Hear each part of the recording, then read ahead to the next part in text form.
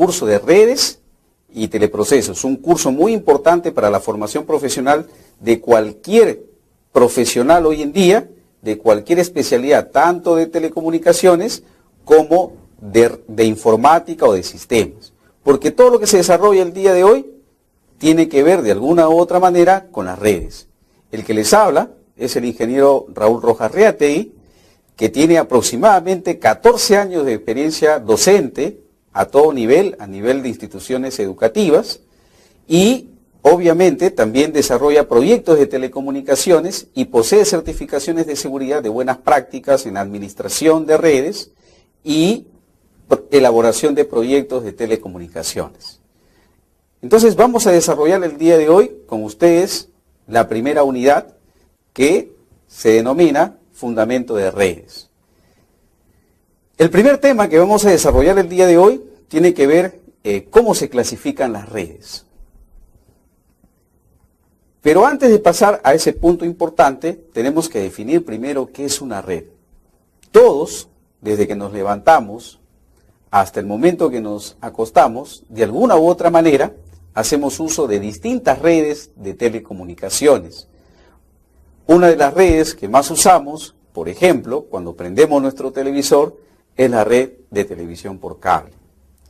Luego, cuando ya llegamos a un centro de trabajo, a un centro laboral, a una oficina, usamos otras redes de telecomunicaciones, como por ejemplo la red de telefonía. Y de repente, si estamos viajando a una distancia larga, podemos recibir una llamada telefónica y estamos usando una red de telefonía móvil.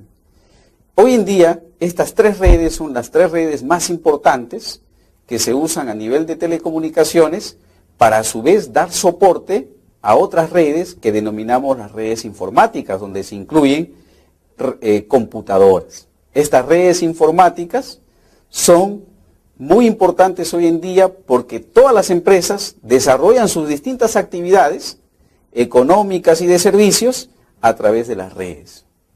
Una de las preguntas que siempre debemos hacernos es ¿para qué podría servir una red dentro de una empresa?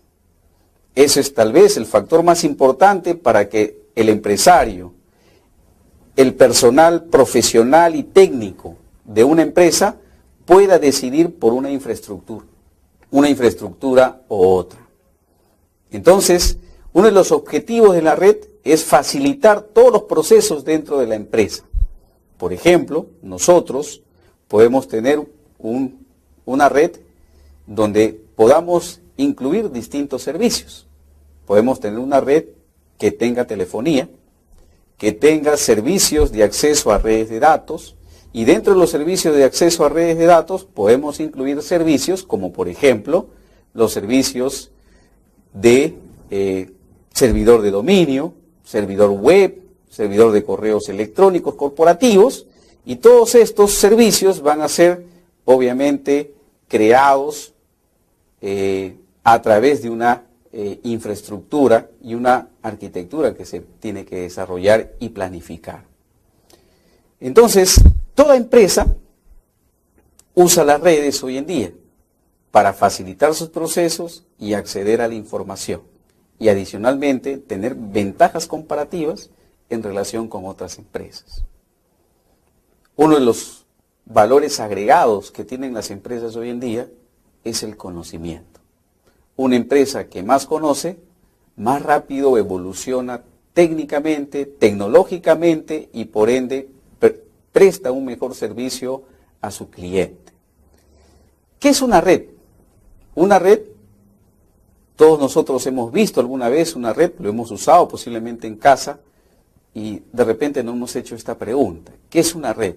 Una red viene a ser una infraestructura que está compuesto por distintos componentes a los que denominaremos activos y pasivos, que tienen como finalidad acceder a distintos recursos que los diseñadores de las redes han planificado para esta red, tanto a nivel de hardware como a nivel de software. Por ejemplo, a nivel de hardware, podemos compartir nosotros todos los archivos que los trabajadores de nuestra empresa necesitan para cumplir eficientemente sus labores. Podemos compartir también una base de datos. Podemos compartir también lo que vienen a ser componentes de hardware. Podemos compartir, por ejemplo, impresoras, discos duros. Podemos compartir una línea de acceso a una red de telecomunicaciones. Uno de los factores importantes que nosotros debemos saber de las redes es la manera como se denominan o cómo se clasifican, para lo cual se establecen distintos criterios dentro de las redes. Uno de los criterios más importantes y que tal vez muchos de nosotros puedan conocer son los relacionados a los criterios de extensión geográfica de las redes. Una red, de acuerdo a su extensión geográfica, se puede clasificar con las siguientes denominaciones: redes de área local, redes de área metropolitana y redes de área amplia o ancha. ¿Qué es una red LAN? Cuando nosotros estamos en una oficina o en una pequeña empresa o estamos incluso en nuestra casa accediendo al internet, por ejemplo, estamos utilizando una red pequeña, una red LAN. Esta red LAN básicamente está diseñada para extensiones como oficinas, edificios, o si la empresa es un poco más grande, también está diseñada para campus. Por ejemplo, si mi empresa o la institución en la que yo trabajo, dentro del local que posee la empresa, existen varios edificios y esos edificios se interconectan entre sí, entonces podríamos decir que a eso le denominamos un campus. Si solamente mi empresa no tiene una extensión geográfica en el local en el cual estoy diseñando la red o estoy implementando la red, es un solo edificio, también se considera una red LAN. Si es un ambiente pequeño, como podría ser un pequeño negocio o una pequeña oficina, también se denomina a esa red una red LAN. La otra red que corresponde a este criterio de clasificación se denomina red de área metropolitana. La red de área metropolitana es una red pensado básicamente en generar una red a nivel regional. Por ejemplo, yo como diseñador de una empresa corporativa, podría, por ejemplo, en el caso nuestro de Perú, la Universidad Privada Telesub, podría, por ejemplo, integrar a todas sus sedes de la zona norte del Perú y crear una red en esa zona que puede denominarle pues Red MAN Perú Norte. O podría, por ejemplo, en la región sur, generar una red que podría también denominar Universidad Privada Telesub Perú Sur. Y así sucesivamente, estas redes surgen como necesidad de empresas que van creciendo a medida que va pasando el tiempo. Pero estas empresas pueden seguir creciendo más incluso. Y cuando una empresa crece mucho más, ya no solamente necesita que la infraestructura esté en una ciudad o en una zona o una región de un país. También puede necesitar que esta red se extienda a todo un país o incluso puede tener en cuenta accesos a otros países. Empresas transnacionales se comunican todo el tiempo con sus filiales en los distintos países. Entonces, a través de las redes MAN, de las redes WAN, las empresas grandes, las empresas transnacionales, pueden tener acceso a toda la información que hay en sus sedes. De esta manera, este criterio obviamente establece una área geográfica en la cual se trabaja la red.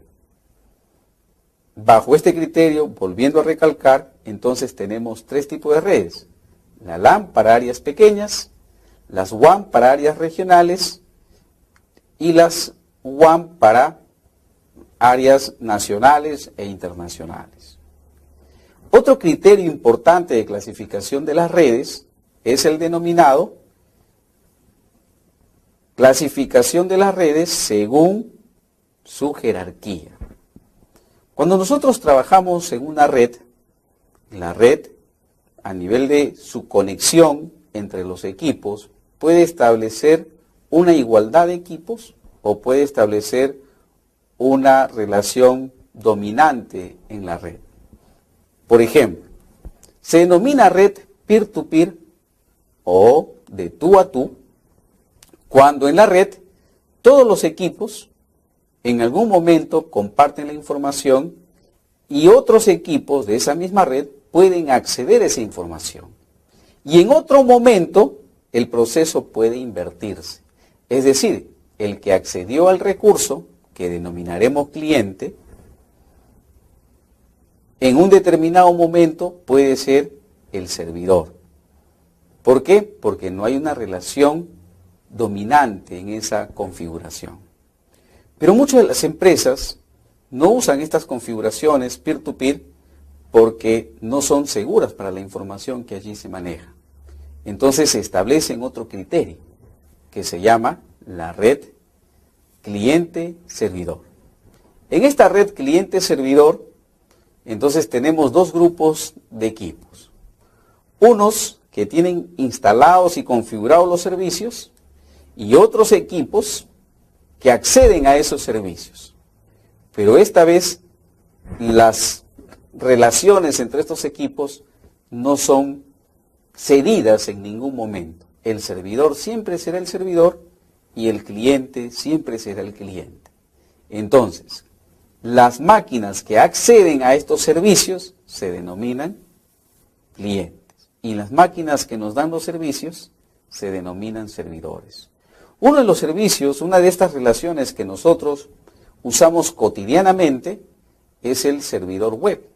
Todos nosotros buscamos información. Cuando ustedes quieren acceder a este curso, ustedes digitarán en su página web www.telesub.edu.pe.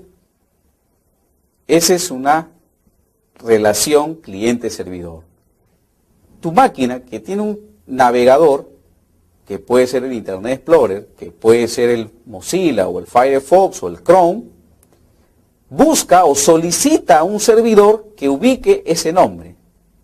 El servidor ubica ese nombre, ubica esa página web en un servidor llamado servidor web. El servidor web responde que en esa máquina existe la página que usted está solicitando y la muestra en la PC cliente. Entonces nuestra relación en este servidor será una relación cliente-servidor. Pero en esta relación cliente-servidor debemos saber también que existe una relación llamada de usuario anónimo y usuario autenticado. ¿Qué significa un usuario anónimo? Cualquier persona puede acceder a una página web. Pero no cualquier persona puede acceder a una base de datos. Por ejemplo, si no es el caso de nuestra universidad, la Universidad Privada Telesub, usted quiere acceder a su cuenta para ver estos videos, entonces usted, al momento de entrar a la página web, se le va a solicitar que usted se identifique, que ponga un nombre de usuario y que a ese usuario le acompañe con una contraseña o password. De esta manera usted va a lograr, obviamente, que se haga una autenticación, el proceso de verificar si ese alumno efectivamente es un alumno activo, se va a una base de datos que está instalada en el servidor. Y una vez que se identifica, se da cuenta que ese usuario existe, está activado y tiene una cuenta en el servidor, entonces se produce el acceso a la información. A este tipo de conexión se les llama usuarios autenticados. Hay otra manera de clasificar a las redes que todos también conocemos, que tiene que ver de acuerdo al medio de enlace que utiliza para transmitir la información. Muchos de nosotros usábamos hace muchos años solamente como único medio de transporte de información en las redes los cables. Y a estas redes justamente se les llama redes cableadas. El cable más utilizado para este tipo de redes es un cable que se denomina cable UTP, del cual hablaremos en el siguiente tema. Y el otro medio que utilizamos es el medio ambiente a través de señales radioeléctricas. Estas señales radioeléctricas viajan como en este momento está viajando mi voz. Muchos de ustedes, si ven mi voz, escuchan mi voz, pero no la pueden ver. ¿Qué significa? Que mi voz va viajando a través del medio ambiente y nuestros oídos reciben esas vibraciones y a través del martillo, el tímpano, generan en nuestro cerebro el sonido que yo estoy queriendo hacer.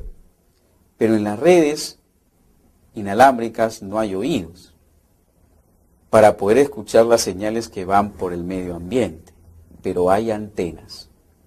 Entonces nuestra antena cumple la función de lo que nosotros podría ser nuestra voz a través de nuestras cuerdas vocales y lo que podría ser nuestro oído para recibir esa información y poderla procesar. Entonces la antena transmite en un equipo la señal radioeléctrica a una determinada frecuencia. La otra antena recibe la señal y la convierte en señal eléctrica para que sea procesada por nuestra PC. De esta manera, a través del aire, a través de la señal inalámbrica, podemos establecer también una red. A este tipo de red se le llaman redes inalámbricas.